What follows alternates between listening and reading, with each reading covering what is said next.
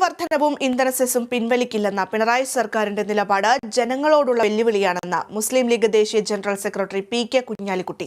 നികുതി വർധനവിൽ സർക്കാർ തീരുമാനം പിൻവലിക്കും വരെ പ്രതിപക്ഷം സമരം തുടരും. UDF സമരങ്ങൾ ജനങ്ങൾക്ക് വേണ്ടിയുള്ളതാണെന്നും പി.കെ. കുഞ്ഞാലിക്കുട്ടി പറഞ്ഞു. കോഴിക്കോട് UDF സംഘടിപ്പിച്ച രാപ്പകൽ സമരത്തിന്റെ സമാപന സമ്മേളനം ഉദ്ഘാടനം ചെയ്യുകയായിരുന്നു അദ്ദേഹം. ജനങ്ങളെ കഷ്ടപ്പെടുത്തുന്ന തീരുമാനമെടുക്കാൻ ഒരു ജനാധിപത്യ സർക്കാരിനും അധികാരമില്ലെന്ന് പി.കെ. കുഞ്ഞാലിക്കുട്ടി പറഞ്ഞു. കിട്ടാനുള്ള നികുതി ചോദിച്ചു വാങ്ങാതെ അതിന്റെ അധികഭാരം ജനങ്ങളുടെ തലയിൽ ഇടുകയാണ് സർക്കാർ. അധിക നികുതി അന്യായമാണ്.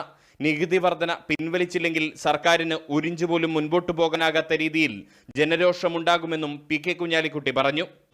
ആ നഷ്ടപ്പെടുത്തിയ നികുതിക്ക് പകരം ഇവിടെ അധിക നികുതി ഇന്ധന ഇനത്തിൽ ഏർപ്പെടുത്തി ആളുകളെ കഷ്ടത്തിലാക്കുകയാണ് ഇപ്പോൾ ചെയ്തിരിക്കുന്നത്. ഇതിനെതിരായി ജനങ്ങൾ പ്രതികരിക്കാതിരിക്കുമോ?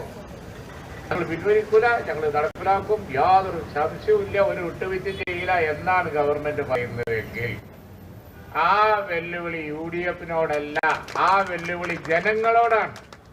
അത് ജനങ്ങൾ ഏറ്റെടുത്തോളും. ജനങ്ങൾ ദുരിതത്തിലാകുമ്പോഴും സർക്കാരിന്റെ ധൂർത്തിന് ഒരു കുറവുമില്ല. ബഫർ സോണിൽ മുൻ നിലപാടിൽ നിന്ന് സർക്കാരിന് പിറകോട്ട് പോകേണ്ടി വന്നു. ഇക്കാര്യത്തിലും സർക്കാരിന് നിലപാട് തിരുത്തേണ്ടി വരും.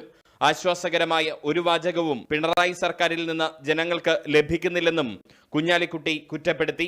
Kozhikode DCC president advocate K. Praveenkumar, Muslim League ജില്ലാ സെക്രട്ടറി MA റസാഖ് തുടങ്ങിയവർ സംസാരിച്ചു. Kerala Vision News, Kozhikode.